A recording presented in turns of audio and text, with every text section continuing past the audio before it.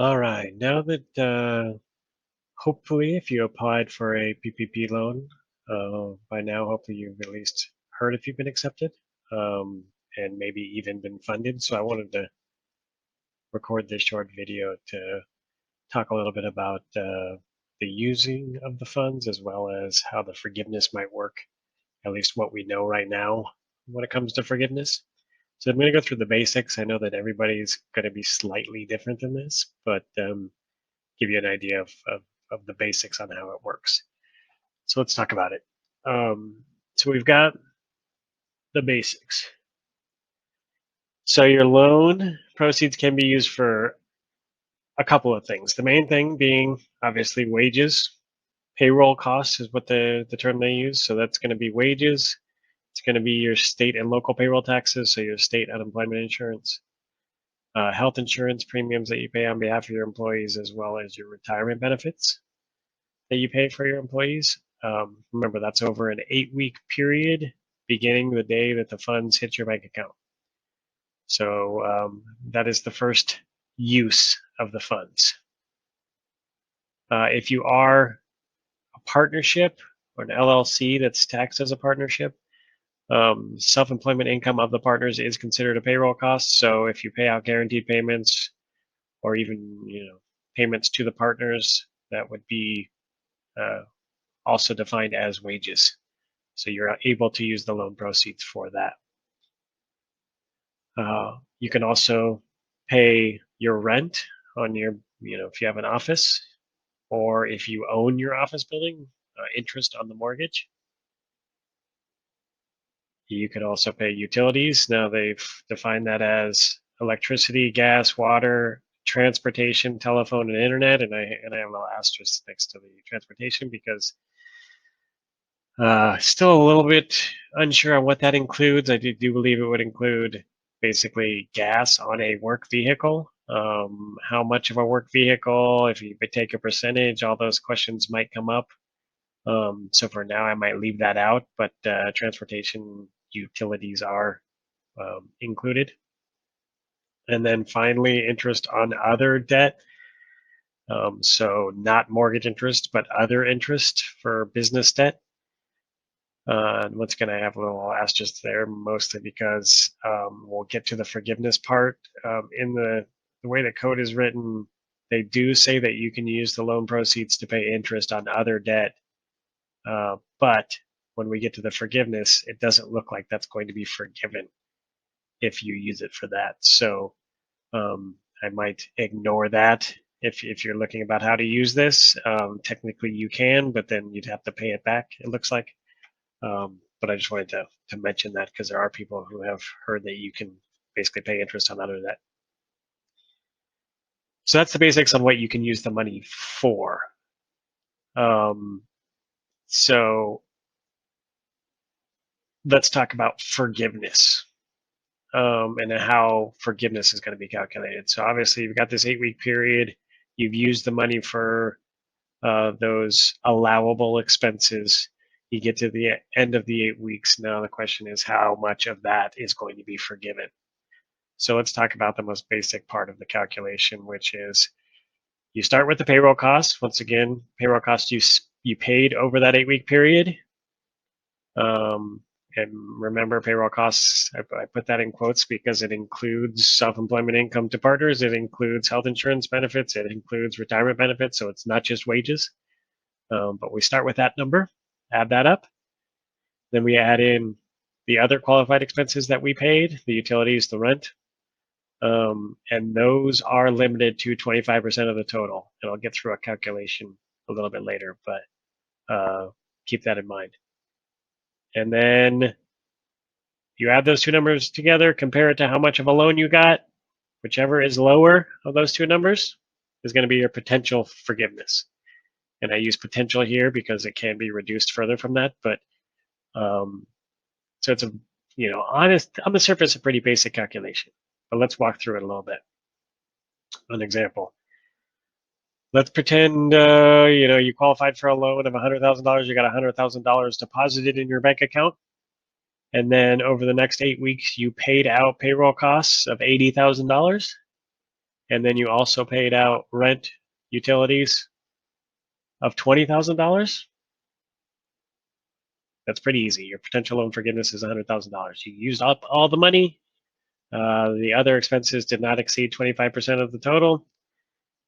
Straightforward. Your potential loan forgiveness is $100,000. Let's look at if it's maybe a little bit more complicated than that. The loan amount's $100,000. You didn't use a lot to pay payroll costs. Maybe you didn't have everybody come back.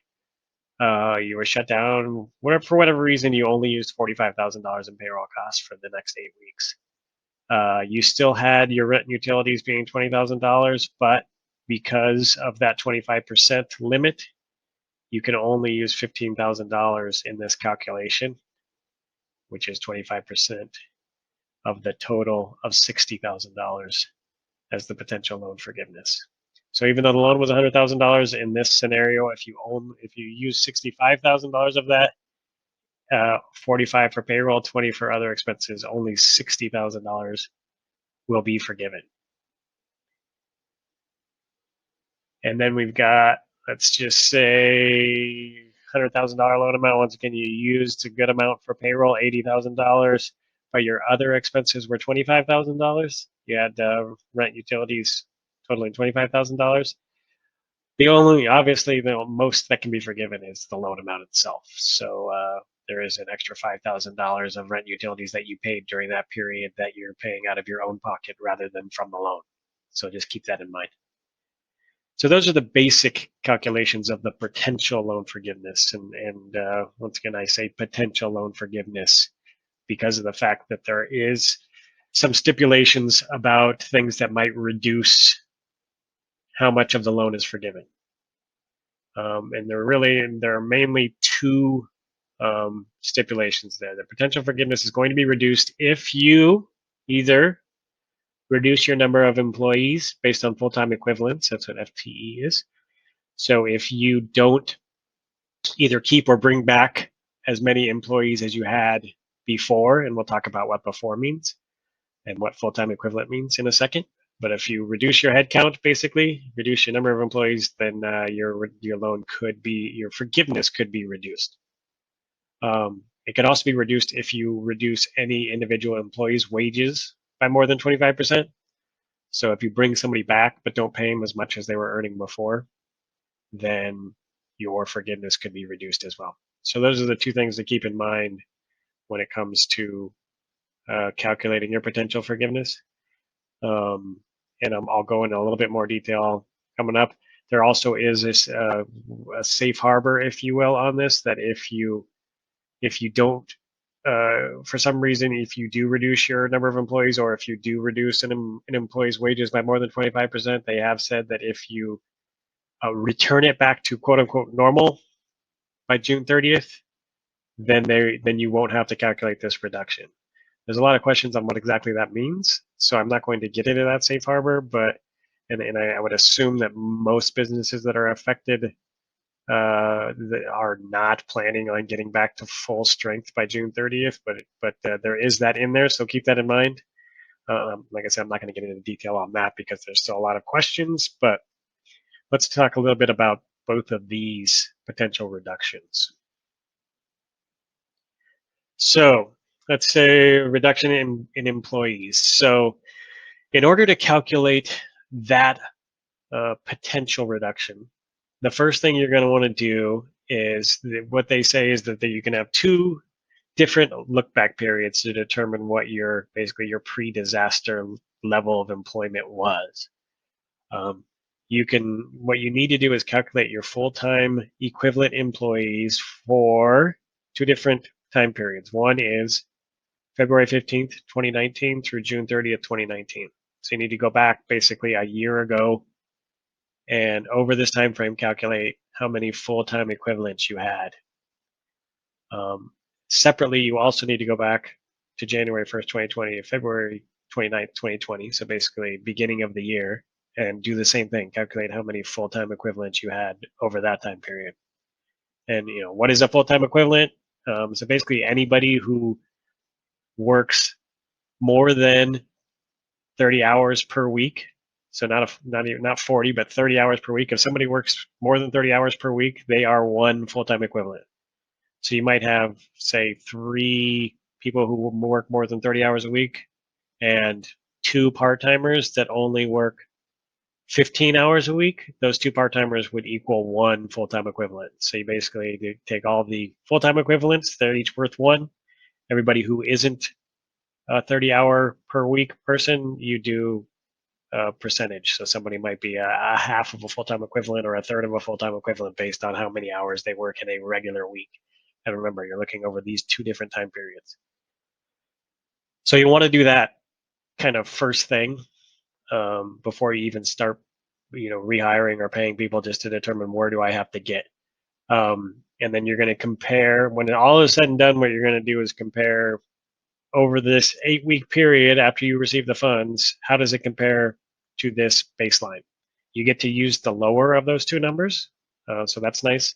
If you had fewer people a year ago, you can use a lower number. If you had, for some reason, you were lower earlier this year, then you can use the lower number. So how does that work in practice? An example, let's use the same example we had before, where there was a $100,000 loan amount, $80,000 in payroll costs, $20,000 in other expenses, so that potentially they could be looking at $100,000, all of it being forgiven if they spent the money this way. They did the calculations and determined that a year ago they had 5 full-time equivalents, and then earlier this year they had 10 full-time equivalents. During the 8-week period that they spent the money, they only had 8 full-time equivalents. So as you can see, they can pick the lower of the 2 numbers. So they're going to pick the 5. They needed to get back to 5. They did that. They got to 8. So the entire $100,000 in that case would be forgiven because there's no reduction in headcount. As another example, if same scenario, but if they went back and saw that they had 10 full-time equivalents a year ago and 10 earlier this year, and they still only got back to 8, they would take 8 divided by 10, 80%. That means that up to 80% of the loan could be forgiven. So $80,000 in this case would be forgiven. So that $20,000 would have to be paid back in this scenario. So once again, the main thing is to calculate these 2 numbers to see where you have to be over this next 8-week period if you've got the money to figure out how much of the loan is going to be forgiven. Then we have the second potential reduction in the forgiveness, and that's if you reduce an employee's wages by more than 25%. And how they're going to calculate that, what they're going to look at, the base wages versus the actual wages. Can you rehire somebody who replaces another one? There's so many questions here. I'm not even going to get into how this is going to be calculated because in all honesty, I have no idea. So what that means is what you want to try to do is, if you do rehire somebody or if you've kept them on, you don't want to reduce their wages by more than 25%. That's really all I can tell you. Can you hire a replacement? Can you hire somebody else? Can you hire 1 full-time to replace 2 part-time? I don't know the answer to that, and until we get more guidance on it, I don't know that anybody does. So the reduction in wages calculation is still to be determined, I think. So that comes to the final thing of what you should do now. So obviously we're still, for most people, in the early stages of receiving the money or still even waiting for the money. So what should you do right now? Because obviously you have to start making decisions. The clock starts ticking the day that the money hits your bank account. So let's talk about what you should be doing right now. So if you get the money, what I would tell you is, if you have employees who can be productive, you have work for them to do, either making the business money or potentially making the business better. You want to keep those people or rehire those people. If you have employees who you would be just paying to sit at home, I think you want to wait on rehiring those people. I know that the point of this PPP loan was to get people off unemployment, but I would tell you that it doesn't make a lot of sense to pay people to sit at home, even if that potentially could be forgiven. Um, so the first step is to just figure out who are the productive people, who can be productive and for how many hours, and rehire those people. Um, Another thing you want to do is calculate what your potential other expenses are over the next 8 weeks. So how much is your rent going to be for 2 months? How much are your utilities over the next 2 months? Calculate those two numbers, and in essence back into what your ideal payroll would be. Because in a perfect scenario, you're able to pay your rent and utilities with money that is going to be forgiven. So if you've calculated that your rent and utilities over the next 2 months is $10,000, know that you need to pay at least $30,000 in payroll costs in order to get that $10,000 forgiven. So in that way, you can back into a payroll amount. Now that might not be what your real payroll amount is. Maybe it's higher, maybe it's lower, whatever it might be. You probably want to pay at least that out in payroll. But that's a calculation that I would suggest you do if you get the loan. Another thing to do: don't forget about payroll taxes. So the wages you pay out to these employees with the loan are potentially forgivable. Maybe not be forgiven, but they're potentially forgivable. The payroll taxes are not. So you pay out, let's call it about 8%, maybe 10% in payroll taxes on any employees that you pay. Those amounts have to be paid outside of this loan. They're not going to be forgiven. You can't use the loan to pay those. So bringing back employees is not free, even if this loan is fully forgiven, because there's the payroll taxes that you will have to pay. So keep that in mind. Another thing to do, you can do that right now, is know what your required full-time equivalent number is. So go back to, a year ago, February 15th through June 30th, and go back to January or February of this year and calculate what number you need to hit in order to get full forgiveness, so that you know what your target is.